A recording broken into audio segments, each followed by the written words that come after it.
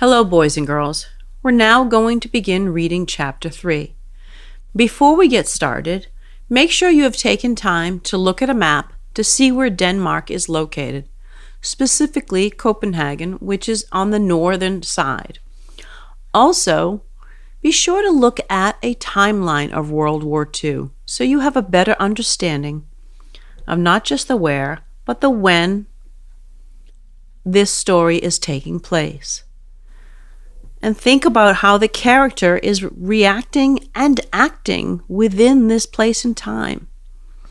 So let's begin. Chapter 3. Where is Mrs. Hirsch? The days of September passed, one after the other, much the same. Anne-Marie and Ellen walked to school together, and home again, always now taking the longer way, avoiding the tall soldier and his partner.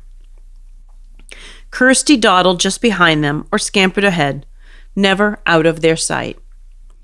The two mothers still had their coffee together in the afternoons. They began to knit mittens as the days grew slightly shorter and the first leaves began to fall from the trees. Because another winter was coming. Everyone remembered the last one. There was no fuel now for the homes and apartments in Copenhagen, and the winter nights were terribly cold. Like the other families in their building, the Johansons had opened the old chimney and installed a little stove to use for heat when they could find coal to burn. Mama used it too, sometimes for cooking, because electricity was rationed now. At night, they used candles for light. Sometimes Ellen's father, a teacher, complained in frustration because he couldn't see in the dim light to correct his students' papers. "Soon we will have to add another blanket to your bed," Mama said one morning as she and Anne-Marie tidied the bedroom. "Kirsty and I are lucky to have each other for warmth in the winter," Anne-Marie said. "Poor Ellen, to have no sisters." "She will have to snuggle in with her Mama and Papa when it gets cold," Mama said, smiling. "I remember when Kirsty slept between you and Papa. She was supposed to stay in her crib, but in the middle of the night she would climb out and get in with you," Anne-Marie said, smoothing the pillows on the bed. Then she hesitated and glanced at her mother, fearful that she had said the wrong thing, the thing that would bring the pained look to her mother's face. The days when little Kirsty slept in Mama and Papa's room were the days when Lise and Anne-Marie shared this bed. But Mama was laughing quietly. "I remember too," she said. "Sometimes she wet the bed in the middle of the night." "I did not," Kirsty said haughtily from the bedroom doorway. "I never ever did that." Mama, still laughing, knelt and kissed Kirsty on the cheek. "Time to leave for school, girls," she said. She began to button Kirsty's jacket.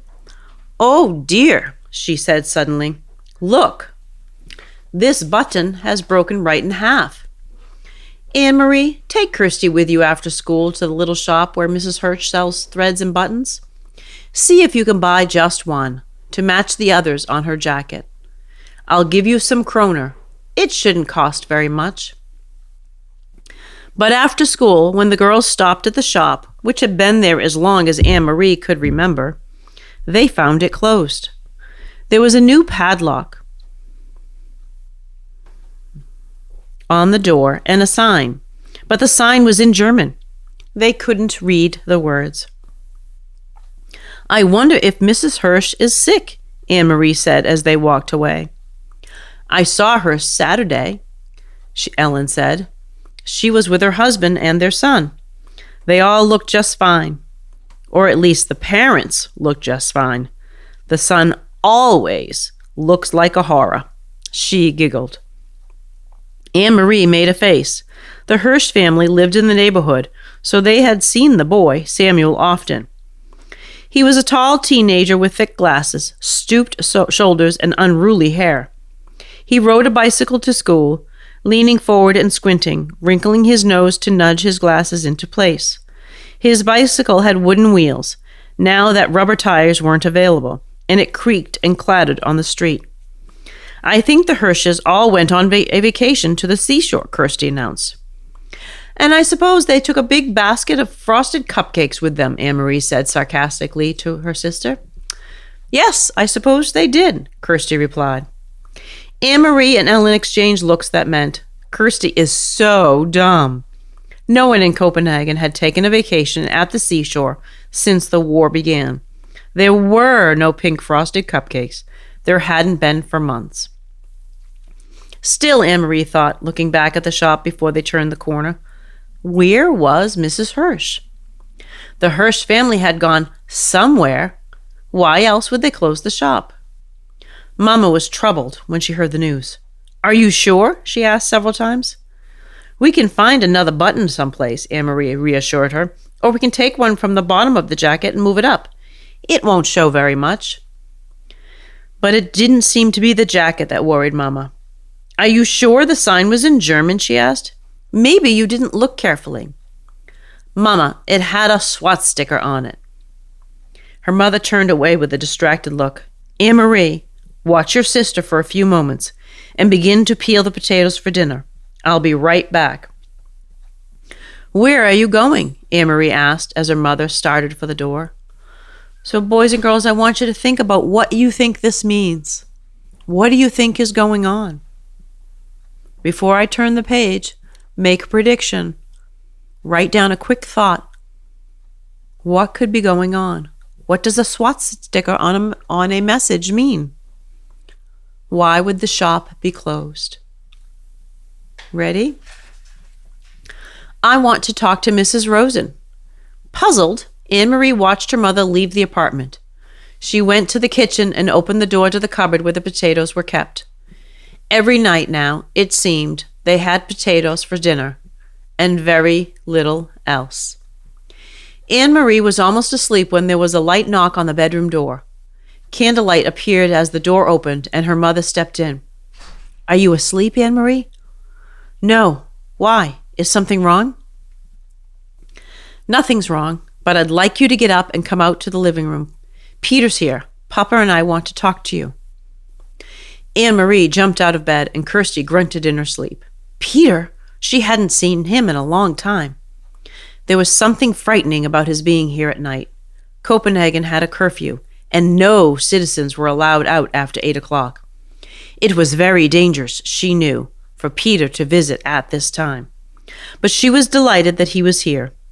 Though his visits were always hurried, they almost seemed secret somehow.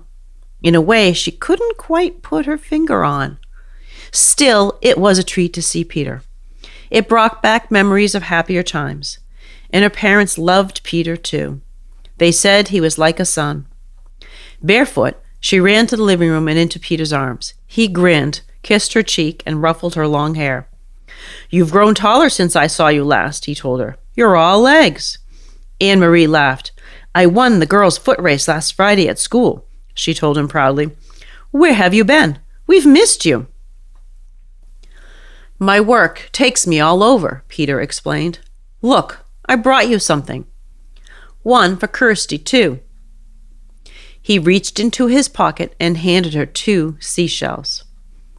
Anne-Marie put the smaller one on the table to save it for her sister. She held the other in her hands, turning it in the light, looking at the ridged, pearly surface. It was so like Peter to bring just the right gift. For your mama and papa, I brought something more practical. 2 bottles of beer. Mama and Papa smiled and raised their glasses. Papa took a sip and wiped the foam from his upper lip. Then his face became more serious.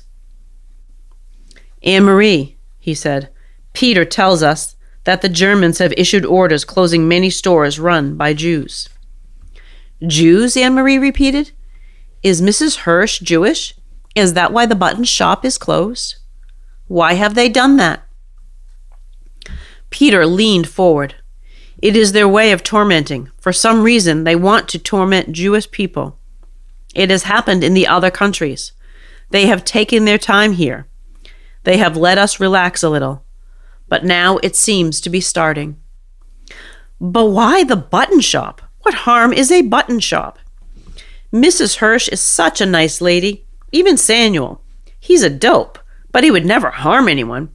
How could he? He can't even see with his thick glasses." Then Anne-Marie thought of something else. "If they can't sell their buttons, how will they earn a living?" "Friends will take care of them," Mama said gently. "That's what friends do." Anne-Marie nodded. Mama was right, of course. Friends and neighbors would go to the home of the Hirsch family, would take them fish and potatoes and bread and herbs for making tea. Maybe Peter would even take them a beer. They would be comfortable until their shop was allowed to open again. Then suddenly, she sat upright, her eyes wide. "Mama," she said. "Papa, the Rosens are Jewish too." Her parents nodded, their faces serious and drawn. "I talked to Sophie Rosen this afternoon after you told me about the button shop," Mama said. "She knows what is happening, but she doesn't think that it'll affect them." Anne-Marie thought and understood. She relaxed. "Mr. Rosen doesn't have a shop. He's a teacher. They can't close a whole school."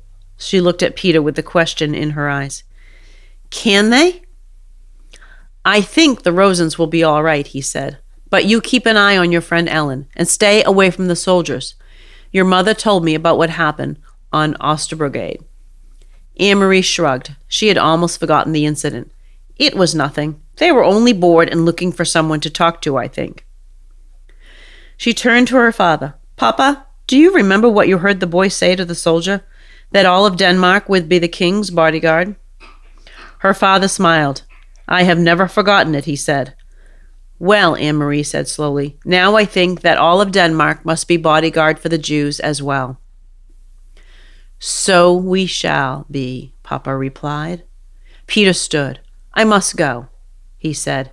"And you, Longlegs, it is way past your bedtime now." He hugged Anne-Marie again. Later, once more in her bed beside the warm cocoon of her sister, Anne-Marie remembered how her father had said 3 years before that he would die to protect the king, that her mother would too. And Anne-Marie, 7 years old, had announced proudly that she also would. Now she was 10, with long legs and no more silly dreams of pink frosted cupcakes.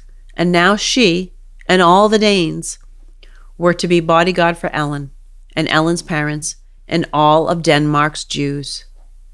Would she die to protect them? Truly? Anne-Marie was honest enough to admit, there in the darkness, to herself, that she wasn't sure. For a moment, she felt frightened, but she pulled the blanket up higher around her neck and relaxed. It was all imaginary anyway, not real. It was only in the fairy tales that people were called upon to be so brave, to die for one another. Not in real life Denmark. Oh, there were the soldiers, that was true, and the courageous resistant leaders, who sometimes lost their lives. That was true too. But ordinary people like the Rosens and the Johansons? Anne-Marie admitted to herself, snuggling there in the quiet dark, that she was glad to be an ordinary person who would never be called upon for courage. So that's the end of chapter 3, boys, and I think it leaves a lot to be thinking about. Is Anne-Marie right? Is she an ordinary person? Will she never be needed to call upon her bravery or courage? Is it all truly just crazy thought, not real? Or is something else going to happen? What are your thoughts, boys and girls? How is Anne-Marie interacting with the time period for which this story is taking place? What is going on in World War II right now in Europe in this story? Think about that. Do some comparing and contrasting. Do some connecting to some other things going on in your world or another book. I look forward to hearing your responses.